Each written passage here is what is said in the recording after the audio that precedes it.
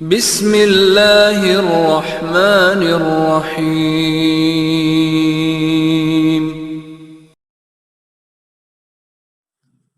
اعوذ باللہ من الشیطان الرجیم، بسم اللہ الرحمن الرحیم، الحمد للہ رب العالمین، وصلی اللہ علی محمد وآلہ الطیبین الطاہرین المعصومین الذین اذہب اللہ عنہم الرجس وطہرہم تطہیرا۔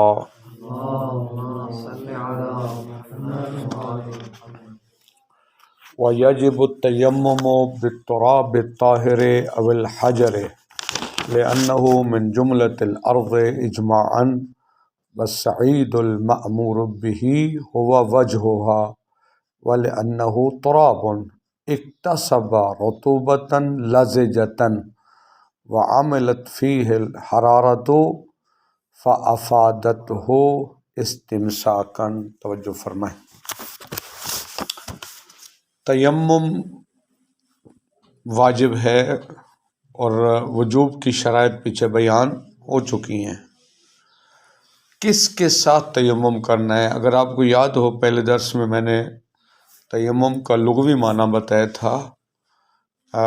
تیمم یمما سے ہے، ٹھیک ہے؟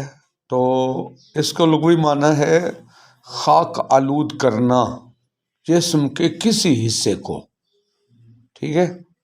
یہ لغوی معنی ہے۔ اصطلاحی معنی کیا ہے؟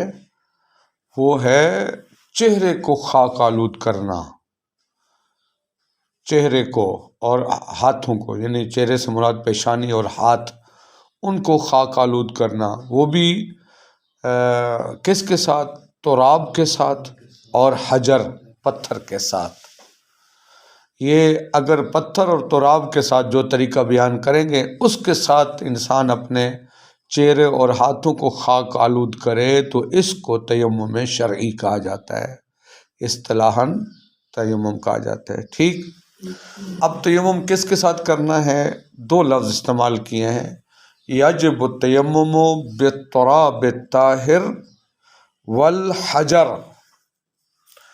تراب طاہر اور حجر کے ساتھ کیا کرنا ہے؟ ہم نے تیمم کرنا ہے۔ تراب کا معنی مٹی، دیکھیں وہ اس کے ساتھ تو بڑا واضح ہے، قرآن مجید کی آیت ہے فَتَيَمَّمُوا صَعِيدًا طَيِّبًا، صعید صاد کے ساتھ، سعید کے ساتھ تم تیمم کرو، سعید طاہر۔ مٹی کو تو یقیناً سعید کہتے ہیں، ٹھیک ہے؟ وہ تو شامل ہو گیا اس کو۔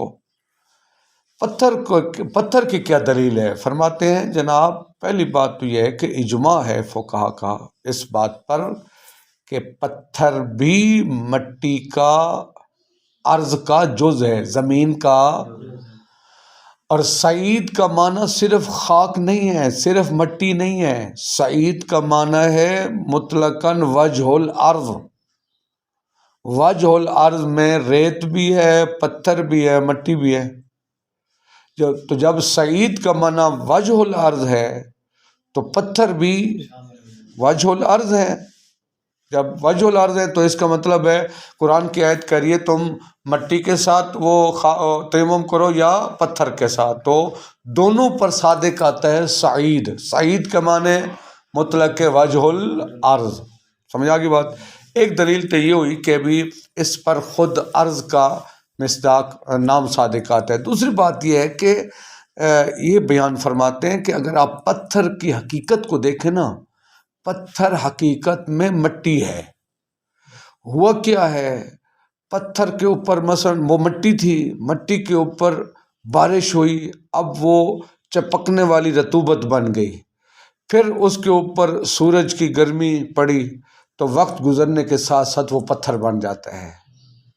سمجھ آ گئی بات؟ یہ شہید ثانی یہ وضاحت فرماتے ہیں، یعنی پتھر اصل میں کیا تھا حقیقت میں؟ اب اگر وہ چپکنے والی رطوبت کی وجہ سے اور گرمی کی وجہ سے وہ سخت ہو گیا ہے، اسم الارض سے خارج نہیں ہوا، سخت ہونے کی وجہ سے زمین کے نام سے خارج، اب بھی اس پر زمین کا نام صادق آتا ہے۔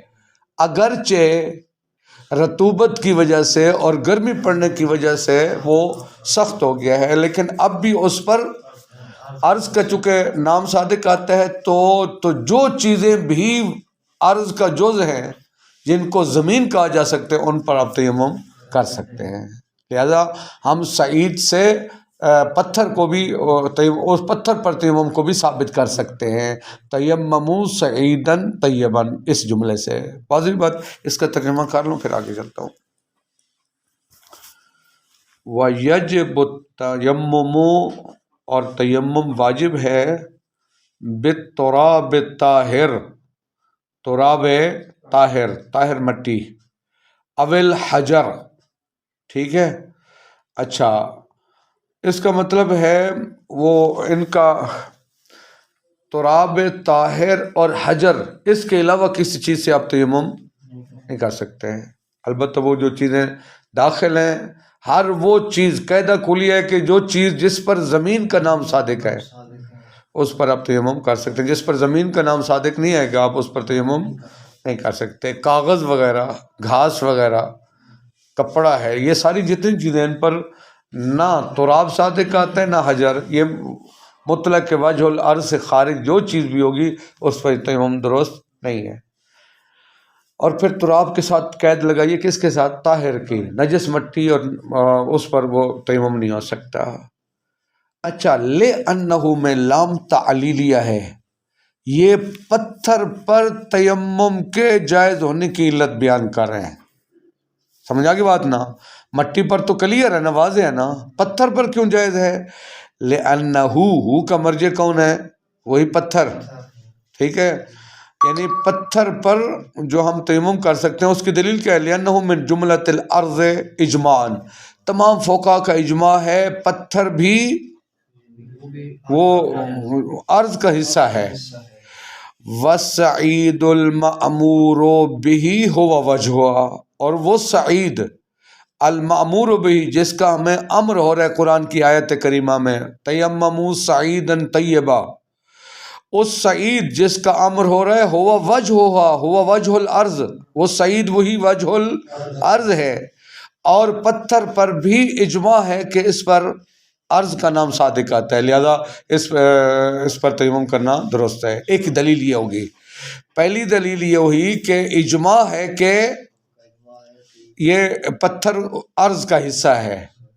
ٹھیک ہے، اور وہ سعید جس کا آیت میں حکم ہو رہا ہے وہ اس سعید سے بنا مطلق وجہ الارض ہے، تو پتھر کو بھی شامل ہے. ایک یہ دلیل.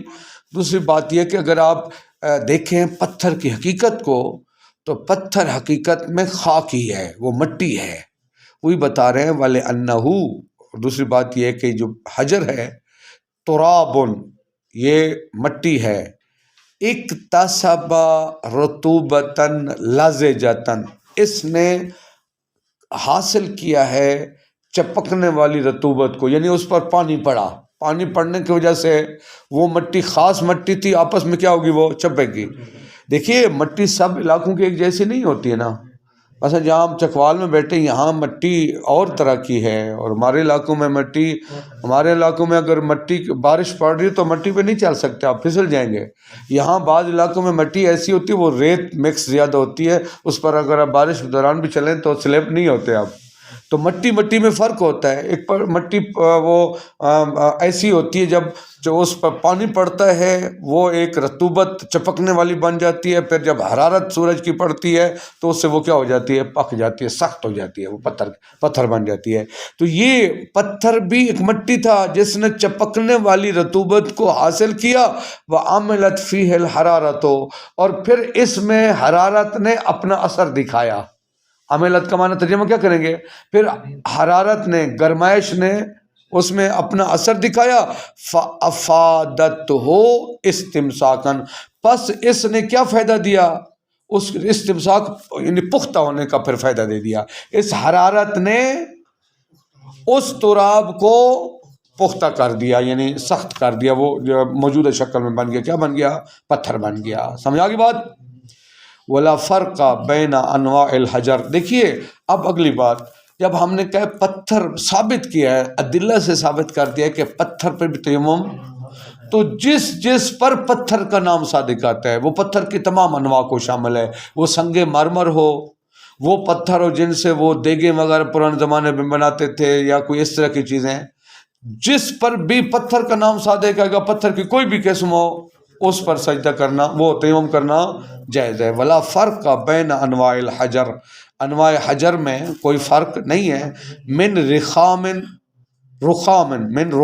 رخام لفظ ہے، یعنی وہی سنگ مرمر جس کو کہتے ہیں۔ و برامن، ایک اور پتھر ہے جس کو برام کہا جاتا ہے، یعنی جس سے وہ برتن وغیرہ پرانے زمانے میں بنتے تھے وغیرہ وغیرہ، ٹھیک ہے جی، نام ہے ان کا۔ وغیرہما، یا ان کے علاوہ کوئی اور پتھر کی قسم ہو، ٹھیک ہے، تو جس پر پتھر کا نام صادق آتا ہے۔ اچھا، اگلا مسئلہ زمانی سن لے، پھر ترجمہ کرتا ہوں۔ شہید اول کی عبارت سے یہ استفادہ ہوتا ہے کہ تراب اور حجر دونوں ایک دوسرے کے عرض میں ہیں۔ یعنی کیا مطلب؟ یعنی اگر مٹی موجود ہو پھر بھی پتھر کے ساتھ تیمم کر سکتے ہیں، ٹھیک ہے نا، مٹی بھی ہے اور پتھر بھی ہے، دونوں عرض میں ہیں، چاہیں تو مٹی پر تیمم کریں، چاہیں تو، کوئی فرق نہیں ہے۔ لیکن شیخ توسی رحمت اللہ علیہ فرماتے ہیں یہ حجر عرض تراب کے طول میں ہے۔ اگر آپ کے پاس تراب یعنی مٹی موجود ہے تو پتھر پر کب کریں گے؟ جب مٹی موجود نہ ہو۔ توجہ فرمائیں، فرماتے ہیں کہ خلافاً للشیخ، برخلاف کس کے؟ حیثو اشترطا فی جواز استعمال الحجر فقد التراب، فقد ہے، یہ مفعول بنا ہے اشترطا کا، شیخ نے شرط لگائی ہے پتھر کے استعمال کے جواز میں۔ کس کی شرط لگائی ہے؟ فقد التراب، کہ مٹی مفقود ہو، مٹی موجود۔ ہم نے کہا کہ پتھر کے ساتھ اور مٹی دونوں کے ساتھ تیمم کر سکتے ہیں، پتھر کے انواع میں کوئی فرق نہیں ہے۔ شیخ توسی نے فرمایا پتھر طول میں ہے اس کے مٹی کے، اس کا مطلب جب مٹی فاقد ہوگی اب اس کے ساتھ کیا کر سکتے ہیں آپ؟ پتھر پر تیمم کر سکتے ہیں۔ اگر مٹی موجود ہے تو پھر پتھر پر تیمم نہیں کر سکتے۔ اما المنع منہ من الحجر مطلقاً، ایسا کوئی مجتہد نہیں ہے جس نے مطلقاً کسی بھی صورت میں پتھر سے تیمم کرنے سے منع کیا ہو، ایسا کوئی بھی نہیں ہے۔ اما المنع منہ مطلقاً پتھر پر تیمم کرنے سے منع، فلا قائل بہ، اس کا کوئی قائل نہیں ہے۔ یعنی کم از کم دیکھیے شیخ توسی اس بات کے تو مطلقاً تو ممنوعیت کے قائل نہیں ہے نا، وہ کہتے جب مٹی نہ ہو پھر تو بالآخر کوئی نہ کوئی صورت ہے جب پتھر پر بھی تیمم، مطلقاً کوئی بھی ایک ایسا فقیہ نہیں جو کہے کہ کسی بھی صورت میں پتھر پر تیمم نہیں ہو سکتا۔ سمجھا گی بات؟ اچھا جی، اگلا مسئلہ سنیں، ذرا زبانی سن لیں اس بات کو، یہ اہم ہے، یہ عبارت جو ابھی بیان کر رہے ہیں۔ مسئلہ یہ ہے کہ شہید اول نے اور شہید ثانی نے یا فقہا نے کہا ہے کہ پتھر پر سجدہ جائز ہے، ٹھیک ہے، حالانکہ پتھر کیا تھا؟ اصل میں مٹی تھا، بعد میں وہ سخت ہو گیا وغیرہ وغیرہ، یہی بیان کیا نا، اس پر سجدہ جائز ہے۔ تو ٹھیکری جو ہوتی ہے، ٹھیکری سے مراد یہ جو پرانے زمانے میں برتن بناتے تھے، یا آج کے زمانے میں آپ اینٹ بھی کہہ سکتے ہیں، پکی ہوئی اینٹ، مراد ٹھیکری ہے، خزف سے مراد ٹھیکری۔ یہ جو ٹھیکری ہوتی ہے اگر پتھر پر جائز ہے تو ٹھیکری پر بھی بطریق اولا جائز ہے۔ حالانکہ پتھر زیادہ سخت ہوتا ہے یا ٹھیکری؟ پتھر زیادہ سخت ہوتا ہے، کس سے؟ تو پتھر فرماتا ہے اچھا وجہ کیوں ہے؟ پتھر کیوں، حالانکہ اس کی ظاہری جنس تبدیل ہو گئی ہے، کیوں تیمم جائز ہے؟ چونکہ وہ اس میں عرض سے خارج نہیں ہو، تو ٹھیکری تو اس حد تک پختہ نہیں ہوتی نا، لہذا ٹھیکری پر کیا ہونا چاہیے؟ بطریق اولا اس پر تیمم کیا ہونا چاہیے؟ تو پتھر جو زیادہ سخت ہو جاتا ہے ٹھیک ہے، جب وہ اسم عرض سے خارج نہیں ہوتا، ٹھیکری جو اس حد تک سخت نہیں ہوتی وہ بھی بطریق اولا اسم عرض سے خارج، لہذا اس پر بھی کیا ہونا چاہیے؟ تیمم جائز ہونا چاہیے۔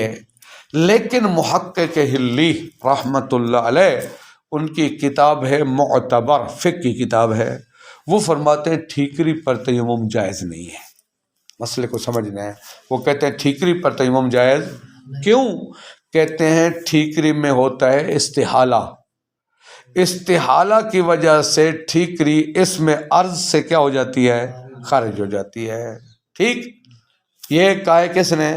محقق حلی نے اپنی کتاب ہے المعتبر میں کہ ٹھیکری پر تیمم جائز۔ دلیل کیا دی ہے؟ دہرائیں ذرا کہ استحالہ کی وجہ سے، یعنی اس کی جنسی تبدیل ہو گئی ہے، وہ ایک اور حقیقت بن گئی ہے، لہٰذا وہ اسم عرض سے کیا ہو گیا ہے؟ خارج ہو گیا ہے۔ ٹھیک، اب شارح شہید ثانی فرماتے ہیں مجھے بڑی حیرانگی ہو رہی ہے، محقق اول جیسی ہستی اس طرح کی بات کر رہے ہیں۔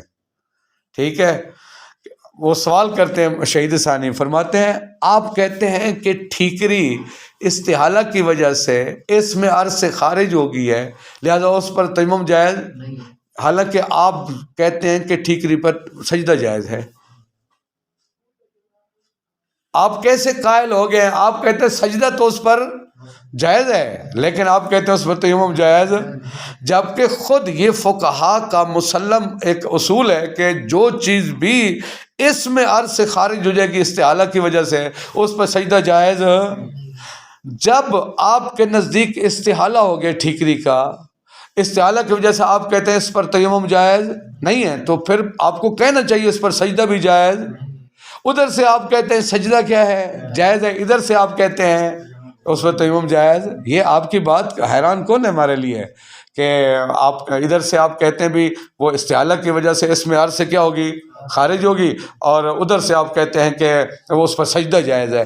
سجدہ، جبکہ وہاں پر آپ کا اصول یہ ہے کہ جو چیز بھی استحالہ کی وجہ سے اسم عرض سے خارج ہو جائے اس پر سجدہ جائز نہیں ہونا چاہیے، ادھر آپ سجدہ جائز قرار دیتے ہیں، اس کا مطلب ہے وہ اسم عرض سے خارج نہیں ہوا۔ ٹھیکری جو ہے وہ اسم عرض سے خارج، جب اسم عرض سے خارج نہیں تو آپ کو پھر جواز تیمم کا فتویٰ دینا چاہیے تھا۔ حیرانگی ہو رہی ہے آپ جیسی ہستی سے۔ دیکھیے یہ جملہ سنیں، یہ عبارت سن لیں، فرماتے ہیں کہ وَمِن جَوَازِهِ بِالْحَجَرِ، جواز ہی کا مرجع تیمم، حجر کے ساتھ جواز تیمم سے یستفاد، استفادہ ہوتا ہے جواز التیمم بالخزف، کہ ٹھیکری کے ساتھ بھی تیمم کیا ہونا چاہیے؟ جائز ہونا چاہیے۔ بطریقن اولا، بطریقن اولا کو ثابت کرنا ہے۔ پتھر زیادہ سخت ہوتا ہے یا ٹھیکری؟ پتھر، جب پتھر زیادہ پکنے کی وجہ سے، زیادہ سخت ہونے کی وجہ سے پھر بھی وہ اسم عرض سے خارج نہیں ہوتا تو ٹھیکری تو اس حد تک پختہ اور پکتی نہیں ہے، لہذا یہ بطریق اولا اسم عرض سے خارج۔ تو جب جو زیادہ پختہ ہونے کی وجہ سے، جو زیادہ پختہ، جب اس پر سجدہ جائے وہ تیمم جائز ہے، تو جو اس حد تک پختہ نہیں ہے تو اس پر بھی بطریق اولا تیمم کرنا جائز ہے۔ عبارت سمجھائی؟ وَمِن جواز، میں ضمیروں کی جگہ اس میں ظاہر لے آتا ہوں، وَمِن جواز تیمم بالحجر یستفاد، یہ یستفاد و مبتدا مؤخر ہے، یہ پہلے والا جملہ مبتدا وہ ہے، خبر مقدم ہے۔ پتھر کے ساتھ تیمم کے جائز ہونے سے استفادہ ہوتا ہے جواز التیمم بالخزف بطریق اولا، کہ ٹھیکری کے ساتھ بھی بطریق اولا تیمم کرنا جائز ہے۔ کیوں؟ دیکھیے جس طرح، سنیں لین ایک جگہ، جس طرح پتھر زیادہ پکنے کی وجہ سے، سخت ہونے کی وجہ سے اسم عرض سے خارج نہیں ہوتا، ٹھیکری بھی اسم عرض سے خارج نہیں ہوتی۔ فرماتے ہیں کہ وجہ یہ ہے لعدم خروجہ بالطب خروج الخزف، یہ ٹھیکری خارج نہیں ہوتی بالطب پکنے سے عن اسم الارض، اسم وَإِنْ خَرَجَ عن اسم تراب، اگرچہ اس میں تراب سے خارج، آپ اس کو مٹی نہیں کہتے ہیں، جس طرح کہ پتھر جو ہوتا ہے آپ اس کو مٹی، پتھر پہلے کیا تھا؟ مٹی تھا، ٹھیکری بھی پہلے کیا تھی؟ مٹی تھی، تو پتھر تراب کے نام سے خارج ہوا ہے، لیکن اسم عرض سے تو خارج، اسی طرح ٹھیکری بھی یہ اسم عرض سے خارج نہیں ہوئی، اس پر عرض کا نام صادق آتا ہے، اور تیمموا سعیدا طیبا، سعید اس ہر اس شے کو شامل ہے جو عرض کا حصہ ہو، تو پتھر بے شک تراب کے نام سے خارج ہو گیا ہے، اسی طرح ٹھیکری تراب کے اسم سے نام سے کیا ہو گیا، خارج ہو گیا، لیکن عرض ان پر صادق آتا ہے۔ کما لم یخرج الحجر، جس طرح کہ حجر پختہ ہونے کی وجہ سے کس سے خارج نہیں ہوتا، اسم عرض سے، ما انہ اقوا استمساکا منہ، جبکہ پتھر جو ہے وہ زیادہ پختہ ہے، منہ من الخزف، ٹھیکری سے۔ واضح ایک بات؟ اچھا جی، تو ہمارا نظریہ یہ ہوا کہ ٹھیکری پر بھی تیمم کرنا جائز ہے، ہمارے پاس بہترین دلیل موجود ہے، جو دلیل آپ دیتے ہیں پتھر پر تیمم کے جائز ہونے کی، بطری کی علام کہتے ہیں کہ وہ ٹھیکری سے بھی تیمم کرنا کیا ہے، جائز ہے، خلاف للمحقق، لیکن برخلاف کس کے، محقق کے، فی المعتبر، کتاب معتبر میں، محتجن، انہوں نے دلیل قائم کی ہے بخروج الخزف، کہ خزف کیا ہو جاتی ہے، وہ خارج ہے، یعنی پکنے کی وجہ سے خزف جو ہے تو وہ کیا ہے، وہ خارج ہو جاتا ہے، مع اعتراف ہی، جبکہ محقق نے اعتراف کیا ہی، کمر یہ مع اعتراف المحقق، جبکہ محقق کا اعتراف ہے بجواز سجود علیہ، کہ خزف پر یعنی ٹھیکری پر سجدہ کیا ہے، جائز ہے۔ ٹھیک، فرماتے ہیں وما یخرج عنہا بالاستحالۃ یمنع من السجود علیہ، سنیں، ہر وہ چیز جو استحالہ کی وجہ سے اس میں عرض سے خارج ہو جائے، اس پر تیمم صحیح نہیں ہے، ٹھیک ہے نا، اگر آپ کہتے ہیں نہ اس پر سجدہ صحیح نہیں ہے، اگر آپ کہتے ہیں مٹی میں استحالہ ہوا ہے، جب استحالہ کی وجہ سے آپ کہتے ہیں تیمم جائز نہیں ہے، تو سجدے کو بھی جائز نہیں ہونا چاہیے، سمجھا کی بات؟ فرماتے ہیں وما، اور ہر وہ چیز یخرج عنہا جو اس میں عرض سے کیا ہو جائے، بالاستحالہ، استحالہ کی وجہ سے، یمنع من السجود علیہ، اس پر وہ اس کو ممنوع قرار دیا جائے گا اس پر سجدہ کرنے سے، سمجھا کہ وہی دلیل ہے نا بھی۔ شہید اول شہید ثانی فرماتے ہیں اگر آپ کہتے ہیں استحالہ کی وجہ سے وہ اس میں عرض سے خارج ہو گیا ہے، اس وجہ سے تیمم جائز نہیں ہے، تو پھر سجدہ کیسے جائز ہوگا؟ اچھا جی، وَإِن كَانَتْ دَائِرَةُ السُّجُودِ أَوْسَعَ مِنْ اوسع بالنسبت الاغاری، دیکھیں زبانی سن لیں، ممکن ہے کوئی شخص دفاع کرے، محقق کا دفاع کرے اور یہ کہے، کیا سنیں، زبانی سنیں، توجہ فرمائیں، وہ کہ وہ مثلا یہ کہے کہ بھی یہ محقق کی بات میں کوئی حیرانگی نہیں ہے، کیوں؟ فرماتے ہیں ادھر سے محقق کہہ رہے ہیں کہ ٹھیکری پر سجدہ جائز ہے، لیکن تیمم جائز، اس وجہ سے کہ سجدے کا دروازہ زیادہ وسیع ہے، سجدے کا باب وسیع ہے، سجدے کا دائرہ تیمم سے زیادہ وسعت رکھتا ہے۔ کیسے؟ ان چیزوں پر بھی سجدہ جائز ہے جن پر تیمم درست، مثلا کاغذ پر سجدہ جائز ہے، گھاس پتے جو کھائے نہیں جاتے ان پر سجدہ جائز ہے، جبکہ ان پر تیمم جائز، تو سجدے کا دائرہ زیادہ وسیع ہے، کس کی نسبت؟ تیمم کی نسبت۔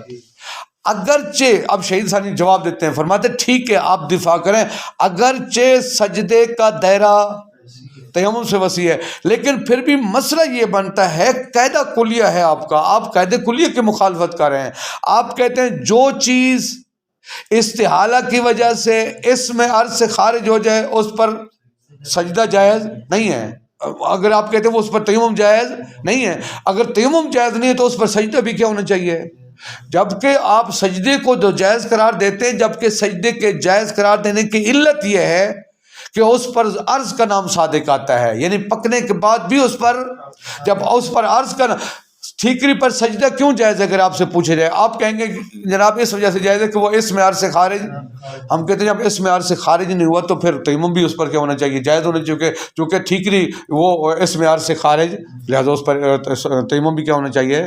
شہید ثانی فرماتے ہیں، یہ مختصراً انہوں نے بات اشارہ کیا ہے، وَإِن كَانَتْ دَائِرَةُ السُّجُودِ أَوْسَعَ، اگرچہ سجود کا دائرہ زیادہ وسیع ہے بالنسبت الی غیر سجود، غیر سجود یعنی تیمم وغیرہ، تیمم کی نسبت سجود کا دائرہ زیادہ، ہم تسلیم کرتے ہیں اس بات کو، ہم اس بات کو، لیکن مسئلہ یہ ہے آپ قاعدہ کلیہ کو لے رہے ہیں، آپ کہتے ہیں ہر وہ چیز جو اس پر سجدہ جائز ہوتا ہے جو استحالہ کی وجہ سے اسم عرض سے خارج نہ ہو، تو جب اب آپ کہتے ہیں ٹھیکری پر سجدہ کیا ہے؟ جائز ہے، سجدہ جائز ہے، کیا مطلب؟ اس کا مطلب ہے وہ اسم عرض سے خارج نہیں ہوئے، تو اسی وجہ سے ہم کہتے ہیں اس پر تیمم بھی جائز ہے۔ سمجھ آ گئی بات؟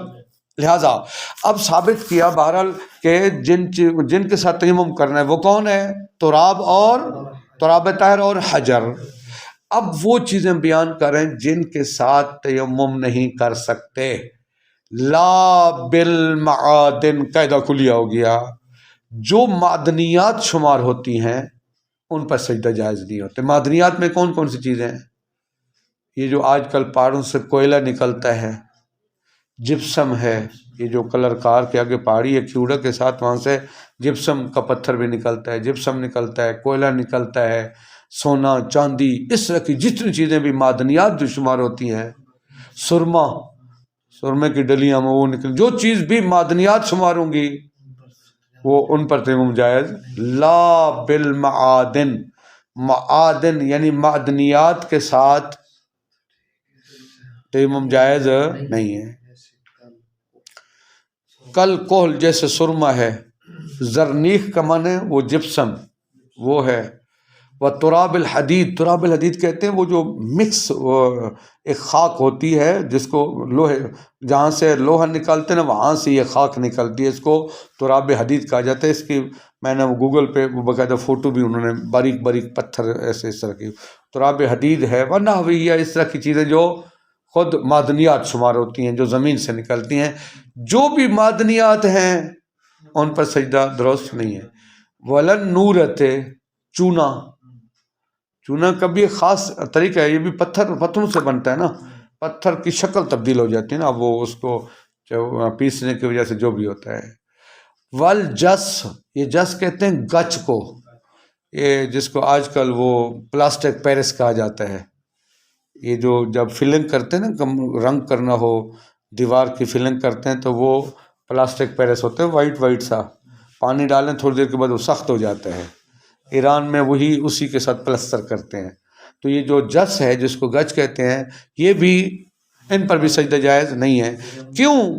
یہ دیکھیے چونے اور اس گچ میں پتھر کو جلایا جاتا ہے، جب جلاتے ہیں تو یہ ان کا استحالہ ہو جاتا ہے، اب اس میں عرض ان پر صادق نہیں آتے، اس وجہ سے ان پر سجدہ جائز نہیں ہے۔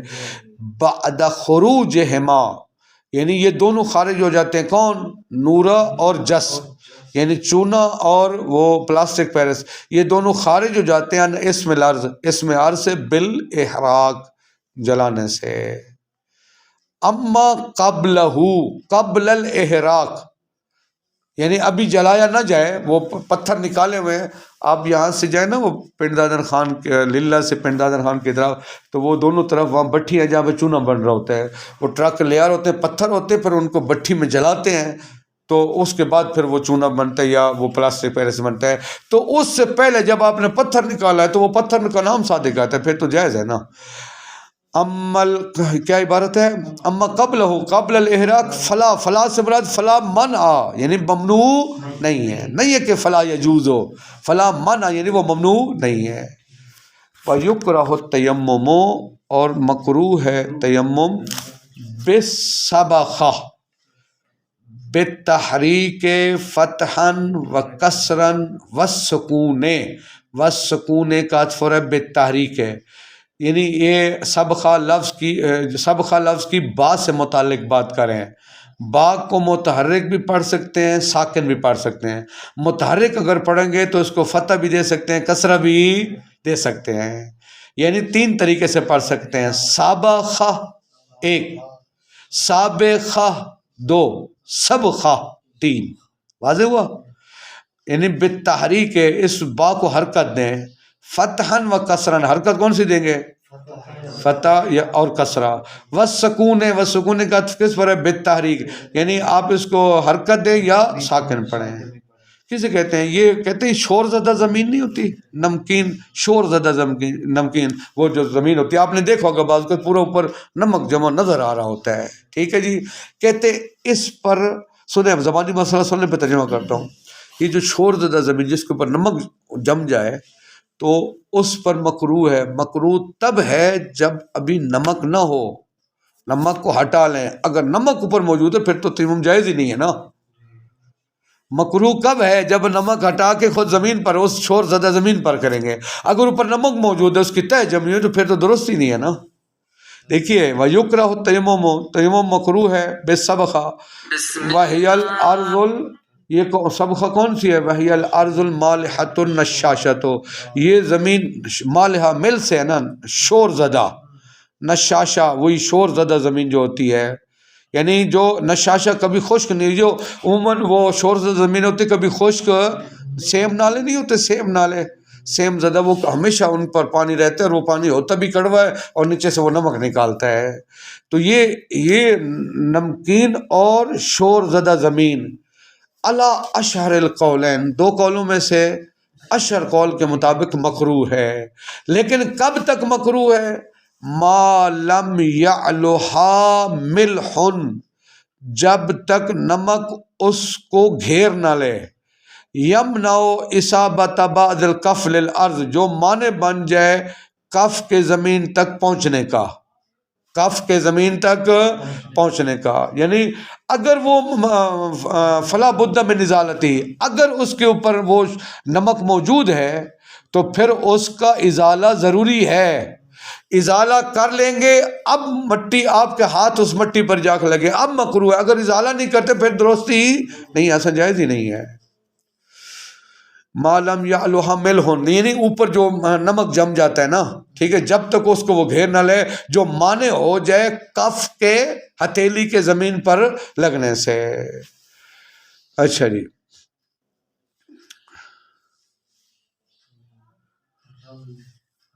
وہی نا، یعنی اگر اوپر مل موجود ہے پھر تو اصلاً درستی نہیں ہے، تیمم جائز نہیں ہے. والرمل ویکرہ، ہاں پھر مکروہ ہے. ہٹا دیں گے تو یہ شور زدہ زمین ہے، مکروہ ہے. نہ ہٹائیں تو پھر تیمم بھی جائز نہیں ہے. ہاں پھر اگر نہ ہٹائیں تو چونکہ وہ عرض پر صادق نہیں آتا. والرمل یعنی یکرہ التیمم بالرمل، ریت پر. اچھا دیکھیے یہ عجیب ہے، ادھر سے کہتے ہیں یہ سابقہ اور رمل سجدہ جائز ہے، ادھر سے کہتے ہیں مکروہ ہے. مکروہ ہے، مکروہ کیوں ہے؟ چونکہ یہ معدنیات کے مشابہ ہیں. جائز کیوں ہے؟ اس میں عرض سے خارج نہیں ہوتے، دونوں کو راضی کر رہے ہیں. سمجھا کی بات؟ فرماتے ہیں والرمل، اور رمل کے ساتھ، ریت کے ساتھ بھی مکروہ ہے. لشبہہما، یہ چونکہ دونوں، یہ لام تعلیل کس چیز کی لت بتا رہے ہیں؟ مکروہ ہونے کی، چونکہ یہ دونوں مشابہ ہیں بعرض المعدن. کس کے ساتھ؟ وہ معدنیات کے ساتھ. ووجہ الجواز، اور پھر سجدہ جائز کیوں ہے، وہ تیمم جائز کیوں ہے؟ بقاء اسم العرض، چونکہ ان پر اسم عرض کیا ہوتا ہے؟ باقی رہتا ہے. شور زدہ زمین پر بھی عرض کا نام صادق آتا ہے. لیکن مشابہ ہو گئے معدنیات کے، اس وجہ سے مکروہ ہے. وَيُسْتَحَبُّ مِنَ الْأَوَالِي، توجہ فرمائیں، سادہ سا نکتہ ہے. فرماتے ہیں زمین کے نشیب و فراز ہوتی ہیں نا، پرانے، اب تو واش روم بن گئے ہر جگہ پر، دیہاتوں میں بھی. پرانے زمانے میں جو لوگ بیٹھتے تھے واش روم کے لیے، اوپر بلند جگہ بیٹھتے تھے یا گڑھے میں بیٹھتے تھے؟ گڑھے میں نا، یہی ہوتا ہے نا، جو جگہ نیچے ہوتی نا، جس پہ آسانی سے چھپا جا سکتا تھا. مثلا دیہاتوں میں جو کسیاں نہیں بنی ہوتی، کسی کی اوڑ میں یا کوئی ایسی جگہ جہاں پہ لوگ نہ دیکھیں، تو عموماً جو بلند جگہ ہوتی ہے وہ پاک رہتی ہیں، اور جو نیچے والی جگہ ہوتی ہیں وہ احتمال زیادہ اس کا ہوتا ہے نا. لہذا تیمم کرنے کے لیے آپ بلند جگہ کا انتخاب کریں. جو زمین کی بلند جگہ ہے اس کا کیا کریں آپ؟ کہتے ہیں وہ یستحب، مستحب ہے من الاوالی، اوالی بلند جگہوں پر تیمم کریں، وَهِيَ مَرْتَفَعَ مِنَ الْأَرْضِ، یعنی وہ جو زمین کی بلند جگہ ہیں۔ کیوں؟ لِلنَّاسِ، ایک تو یہ ہے کہ اس کے بارے میں روایت آئی ہے، دوسرا البتہ روایت ایسی ہے اس سے وجوب ثابت نہیں ہوتا، وہ دوسری بات یہ والے بُعْدِهَا مِنَ النِّجَاسَةِ، چونکہ وہ لوگ بُعْدِهَا، وہ جو اوالی جو بلند جگہ ہوتی ہیں وہ بعید ہوتی ہے نجاست سے۔ کیوں؟ لِأَنَّ الْمَحَابِّةَ تُقْصَدُ لِلْحَدَثِ، چونکہ حدث کے لیے عموماً گڑھوں کا انتخاب کیا جاتا ہے۔ پرانے زمانے کی بات ہے، اب تو واش روم ہو گئے نا، تو جب وہ دیہاتوں میں، اب بھی جن دیہاتوں میں مثلا واش روم نہیں ہے تو وہ کون سی جگہ انتخاب کرتے ہیں حدث کے لیے؟ وہ جو گڑھے ہوتے ہیں۔ وَمِنْهُ سُمِّيَ الْغَائِطُ، دیکھیے اسی وجہ سے حال کو محل کا نام دیتے ہیں۔ یہ جو غائط ہوتا ہے، اس بڑے پیشاب کو کیا کہا جاتا ہے؟ اصل میں غائط کا معنی ہے نیچے والی جگہ، گڑھا۔ تو چونکہ نیچے والی جگہ پر وہ پیشاب بڑا کرتے ہیں تو محل کا نام دے گیا حال کو، یہ علاقہ مجاز ہے، یعنی وہ علائق مسوغہ جن کی وجہ سے لفظ کو معنی موضوعہ کے غیر میں استعمال کر سکتے ہیں، کوئی نہ کوئی علاقہ ہونا چاہیے نا۔ 24-25 علاقے ذکر کیے گئے معنی بیان میں، تو کہتے ہیں یہاں کون سا تعلق ہے، کون سی مناسبت ہے؟ ہم نے حال کو محل کا نام دیا، اصل میں محل وہ گہرا ہوتا ہے، وہ گڑھا ہوتا ہے، تو یہ چونکہ حال اس گڑھے میں جاتا ہے تو اس گڑھے والا نام حال کو بھی حال لام کی تشدید کے ساتھ، یعنی وہ جو جگہ بنا رہا ہے۔ دیکھیے تب فرماتے ہیں کہ وَمِنْهُ، اسی وجہ سے سُمِّيَ الْغَائِطُ، غائط کو نام دیا گیا ہے غائط کا۔ کیوں؟ لِأَنَّ أَصْلَهُ الْمُنْخَفَضُ، غائط کا لغوی معنی کیا ہے؟ گڑھا، یعنی نیچے والی جگہ۔ سُمِّيَ الْحَالُ بِاسْمِهِ، حال کو نام دیا گیا ہے اس محل کے نام والا، لِوُقُوعِ الْحَدَثِ فِيهِ، چونکہ کثیراً اکثر اوقات یہ حدث، یہ غائط واقع ہوتا ہے فِيهِ منخفض، یعنی گڑھے وغیرہ میں، نیچے والی جگہ میں۔ واضح ہے بات؟ والواجب فی التیمم النیت، انشاءاللہ تعالیٰ کل پڑھیں گے۔ صلی اللہ علیہ وسلم۔